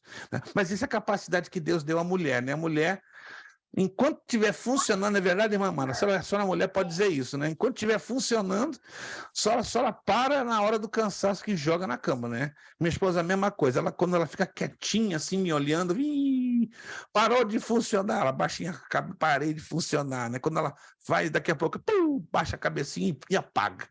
Mas assim, as nossas esposas são heroínas e temos que reconhecer, né? Acredito que a irmã Angélica, irmão Leandro, deve ser pelo pouquinho que eu vi a sua esposa, né, quando eu fui visitar aí, funcionava de lá, eu fiquei impressionado, meu Deus, essa irmã vai ter um curto-circuito a qualquer hora.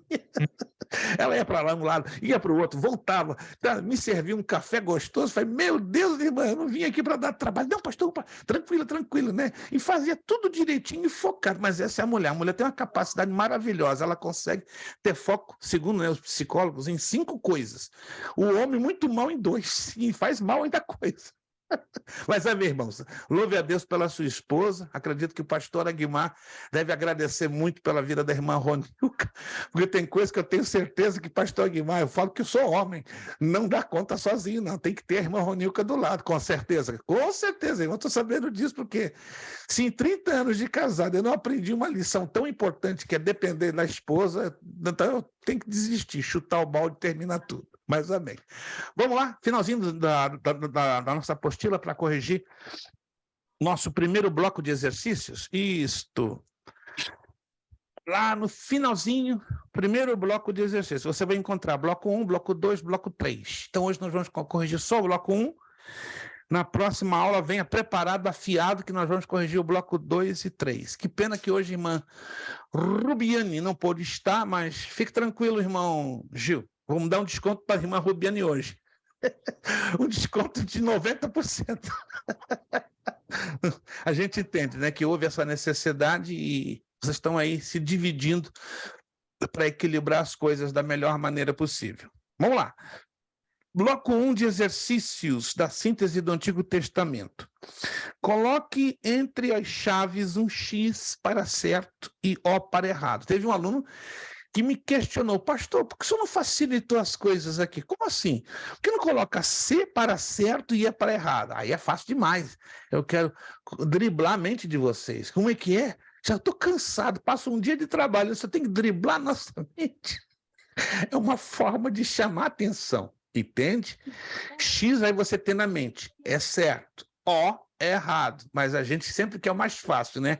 C para certo e E para errado. Já fiz isso em alguns exercícios, mas eu falei, não, vou mudar um pouco a tática, vou usar uma forma para driblar a mente dos nossos irmãos, ainda que cansados, mas é uma forma de você ter foco naquilo que está lendo. Vamos lá. Número 1, Gênesis é a palavra hebraica que significa aventura, certo ou errado? Ou errado, porque Gênesis nunca quis dizer aventura, senão começo. Começo. Lembram-se disso? Começo. Então, número 1, errado. Abraão foi escolhido não por merecimento, mas antes devido ao fato de Deus ser cheio da graça, ou de graça. Certo ou errado? Isso. Certo, então X. Número 3. O título do segundo livro da Bíblia significa saída. Certo ou errado?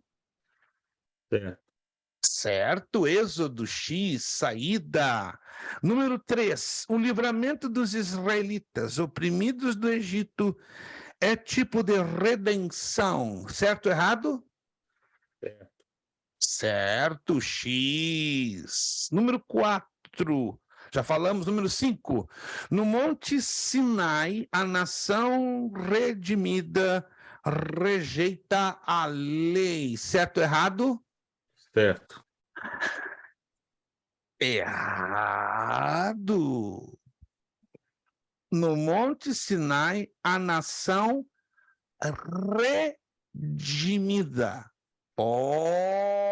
A nação não tinha sido ainda redimida. Opa! Pegadinha, gente! Então, esta declaração está errada. Quando é que a nação ela é definitivamente redimida? Quando ela entra em Canaã. Leram direitinho Josué capítulo 1? Leia o capítulo 1 e o capítulo 2. Aí vocês vão entender que a nação de Israel, porque ela passa por aquele processo. Lembram-se, né? Os maiores de 20 anos não entram na terra prometida por causa do pecado da murmuração, o pecado do bezerro de ouro. Ali morreram um grupo, depois o povo ficou transitando em círculos no Sinai até chegar em Cádiz Barneia. Quando entra na terra prometida, a nação está o quê? Redimida. Então, deixamos isso bem claro. Então, número 5, errado. Número 6, Levítico. O terceiro livro de Moisés se assemelha a um manual de sacrifício, certo ou errado? Errado. Certíssimo! Se você ler com atenção, não tem um manual tão detalhado na área dos sacrifícios que o livro de Levítico. É detalhado. Tem um tempinho, separa um tempinho aí durante a semana, não é um livro muito extenso, não é um livro muito grande, é impressionante o número de detalhes para os 5 tipos de sacrifício, só para começar por aí. Os sacrifícios do Antigo Testamento eram em torno de 5, e para cada sacrifício tinha um listão de detalhes para fazer isso, não é uma coisa assim muito fácil, interessante. Então, é um manual definitivamente de sacrifício. Número 7. Levítico ressalta a função dos sacerdotes como ministros do Senhor, certo ou errado? Certo ou errado? Só irmão Elton. Certíssimo! Porque Levítico está ligado sacerdotes e sacrifícios. Quem fazia os sacrifícios? O povo oferecia, entenda isso aqui, o povo oferecia os sacrifícios, mas a execução dos sacrifícios eram feitos pelos sacerdotes. Por isso que o livro de Levítico ele se ocupa em falar de sacrifícios, não é? E dos sacerdotes que executavam os sacrifícios. Número 7, então, correto, X. 8. Números era conhecido principalmente pelo nome de o censo, certo ou errado? Eu acho que é errado. Erradíssimo, perfeito. Que a gente julga, né, pelo números, mas se você olhar dentro, não tem muita coisa que está ligada a censo. Tem umas menções de números e de tribos, mas não é necessariamente ligada a censo. Então, número 8 é errado. Número 9, o livro de Números foi o livro de Moisés mais citado por Jesus e pelos apóstolos, certo ou errado? Números. Certo ou errado? Olha a dúvida no ar, olha a dúvida. Errado, pastor. Erradíssimo. O mais mencionado do livro de Moisés por Jesus foi Deuteronômio. Porque olha só, Deuteronômio, o nome Deuteronômio significa repetição da lei. Então, Deuteronômio, ele resume Gênesis, Êxodo, Números e Levítico. Por ser o 5º livro do Pentateuco, ele se dá o luxo de repetir o conteúdo dos 4 anteriores. Nunca ninguém observou isso? Analisa comigo. Deuteronômio, a palavra no grego, deuteros nomos, repetição da lei. Então, dentro de Deuteronômio está a repetição praticamente de toda a lei. Por isso que o livro de Deuteronômio ele é o mais citado por Jesus e pelos seus apóstolos. Então, 9, errado. 10, o livro de Números parece ser uma coleção de informações, narrativas e rituais ou lei moral. Certo ou errado? Certo. Errado! Aí se aplica Levítico. Veja só que interessante, estamos falando de números. Números traz informações? Traz, sem dúvida nenhuma. Mas números não traz muitas narrativas e muito pior ainda, não fala de muitos rituais ou quase nada e não expõe a lei moral. Isso está ligado basicamente a Levítico e a Deuteronômio. Então, Levítico e Deuteronômio juntos têm essa combinação, né, de informações, narrativas, rituais ou lei moral. Por isso que números aí não encaixa. Então, errado. Número 10, errado. Número 11, Cuidado, aqui é só pegadinha, gente. É só pegadinha. 11. O livro de Números possui uma mensagem restrita à tribo de Levi. Isso aqui é fácil, por favor. O livro de Números tinha uma mensagem restrita, ou seja, ligada unicamente à tribo de Levi. Certo ou errado? Errado. Errado, seria basicamente o livro de Levítico. Ou, gente, se alguém errou essa, coloca a mão na cabeça e ora com imposição sobre a sua própria cabeça. Essa aí, para errar essa é um pouquinho complicado. 11, errado. 12. Quando o livro de Deuteronômio foi escrito, a nação de Israel se encontrava ao lado do Monte Sinai. Certo ou errado? Aí você vai só saber se lê o livro de Deuteronômio. Errado, pastor. Errado. Não aconteceu isso. Aconteceu quando foi escrito o livro do Êxodo. Então, número 12, errado. 13. O livro de Josué registra a história de Israel desde a chamada de Moisés. Presta atenção. Outra pegadinha. Gente, eu só estou saindo com pegadinha para ver se alguém está acordado ou dormindo. Olha só. 13. O livro de Josué registra a história de Israel desde a chamada de Moisés. Certo ou errado? Certo. Errado. Pastor? Em Josué não lemos nada sobre a chamada de Moisés. Nada. Absolutamente nada. Presta atenção, O livro de Josué registra a história de Israel desde a chamada de Moisés. Quando é que se deu a chamada de Moisés? No Egito. No Egito. Então, o livro de Josué não tem nada, não fala nada, fala o livro do Êxodo. Isso é pegadinha. Isso aqui está cheio de pegadinha, gente. Se vocês não prestarem atenção, vocês vão escorregar uma em cima da outra. Vamos lá. Então, número 13 é errado. 14. O livro de Números se assemelha no Novo Testamento à carta aos Hebreus. Se você leu a carta aos Hebreus, você vai descobrir qual é o livro do Pentateuco mais parecido com Hebreus. Vamos lá. Certo ou errado? 14. Todo mundo em silêncio total. Isso aqui é silêncio para tirar a respiração. A dica é fácil. A irmã Flávia está no invisível, mas ela está chutando bonito, né? Parabéns, irmã Flávia. Eu vou jogar bola com a senhora, hein? Eu vou, alô, a gente tem que conversar com o seu esposo, vamos fazer uma partida entre a senhora, entre a Vanessa, o Wince e seu esposo, e vamos fazer gol junto. Errado! Porque se você ler com atenção a carta aos Hebreus, você vai dizer, uau, isso aqui é uma cópia do livro de Levítico. Irmã Flávia, não me convida que eu vou mesmo, né? Já estivemos alegria, né, na casa do Wince e da Vanessa. Eu estou indo para Massachusetts em agosto, mas a gente vai verificar essa possibilidade. Eu vou ficar uma semana em Massachusetts e aí, havendo, a gente passa aí na sua casa, irmã Flávia, conhecer a sua abençoada tropa. Vamos lá, então. Então, 14, errado, 15. O livro de Josué talvez tenha sido escrito por uns profetas da sua época. Certo ou errado? Errado. Certo. Por incrível que pareça, esse é certo. Deixa eu dar uma dica para vocês.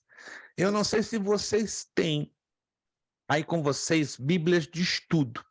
Geralmente, nas Bíblias de estudo, elas trazem ou no início ou no finzinho um resuminho do livro que você está lendo. Exemplo, essas Bíblias de estudo, Bíblia Pentecostal, Bíblia do Obreiro Aprovado, tem muitas. No início de cada livro, traz um resuminho sobre o livro, aí traz a composição, a história do livro. Eu dou essa dica porque quando você tem essas Bíblias de estudo com o resuminho do livro, já vai te dar o pano de fundo histórico, né, para você entender como é que o livro foi composto, né? E geralmente, quando você vê o resuminho do livro de Josué, já no início ele vai dizer, se tem a ideia que o livro de Josué tenha sido escrito por um dos profetas de sua época. A Bíblia Pentecostal tem essa informação, a Bíblia do Obreiro Aprovado, tem tantas Bíblias de estudo de boa Samuel? qualidade. Como? Foi o profeta Samuel que escreveu o livro de Josué? Exato. Eu me recordei Samuel. agora, bem na memória. Profeta Samuel. Então, olha que interessante, né? Então, o profeta Samuel foi o articulador, curioso, né? Do livro de Josué. Então, número 15, X. Se eu não me engano, correto. ele escreveu mais 2 livros, né, pastor? Mais 2 livros. Nós vamos falar sobre isso nas próximas aulas.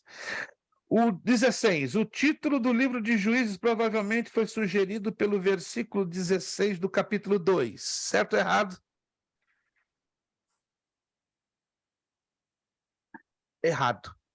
Embora você vai lê-lo e vai dar ideia ou a impressão que é correto, mas se você ler dentro do contexto, vai descobrir que é errado. Olha que interessante. Então, 16, está errado.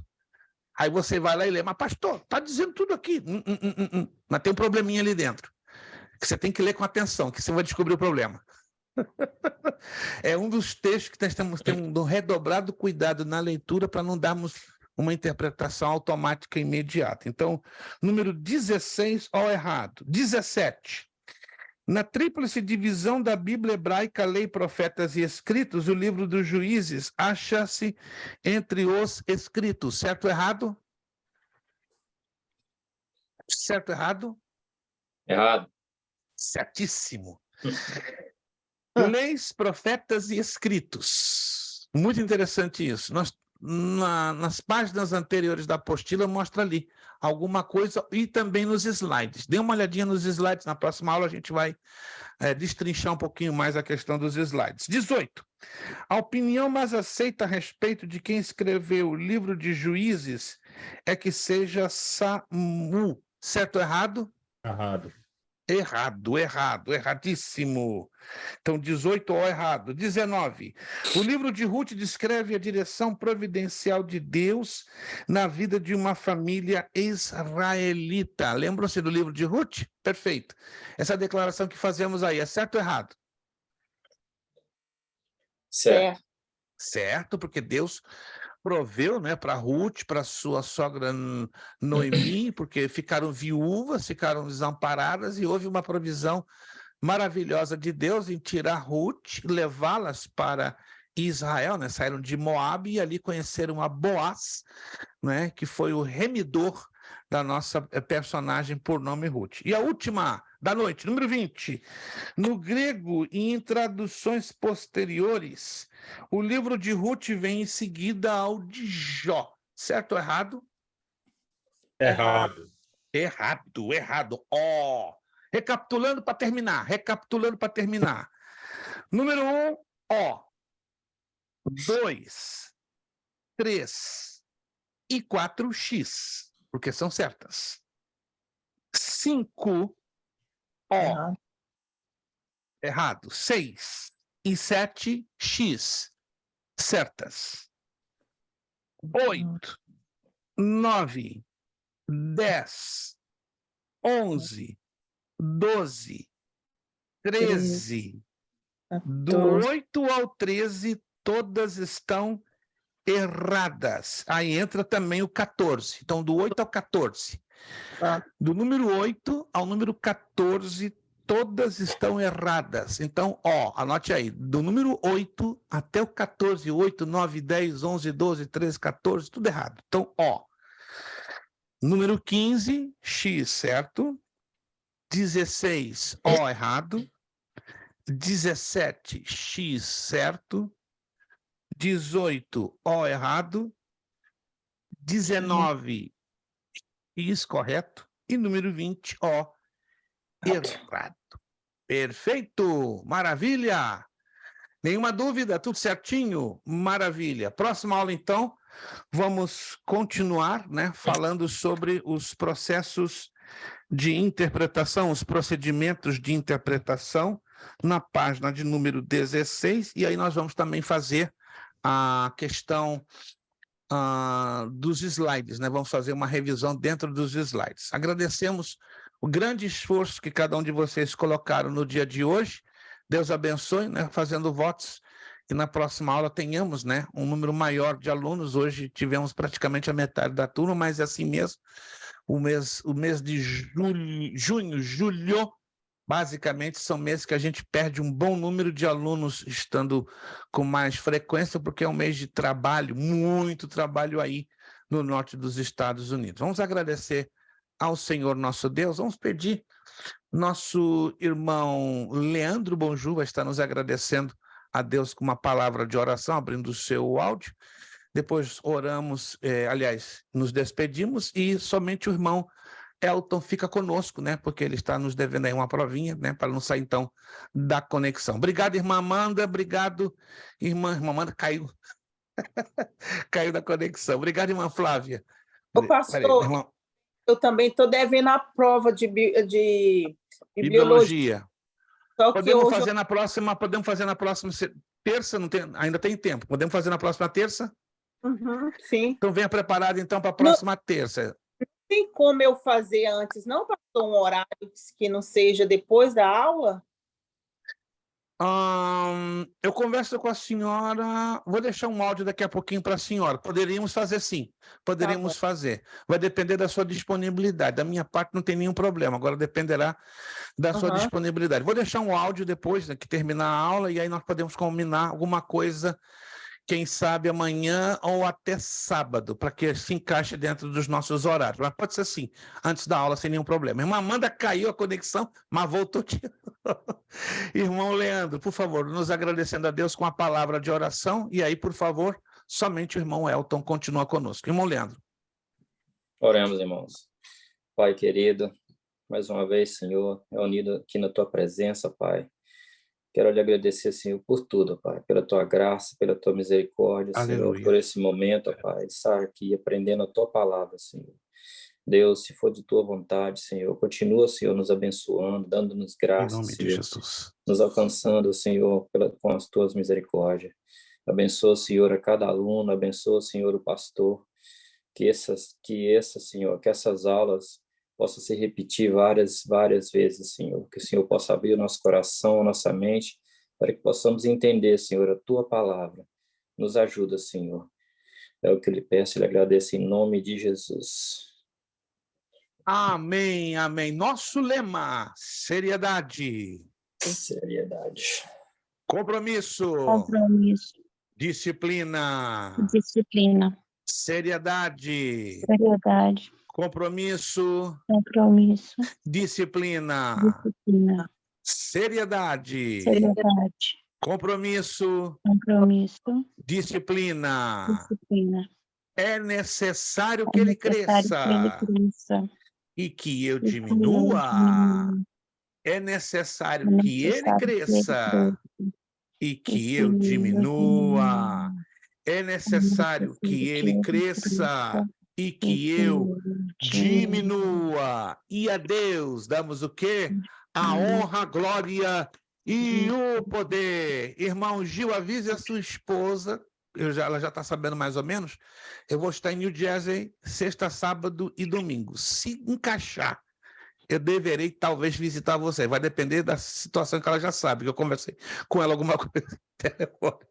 Tá bom? Gente, Deus nos abençoe. Ótimo final de terça-feira, uma ótima semana. Próxima terça estamos aí agarradinhos de volta. Deus vos abençoe no poderoso nome de Jesus. Muito obrigado, a paz do Senhor para todos, tá?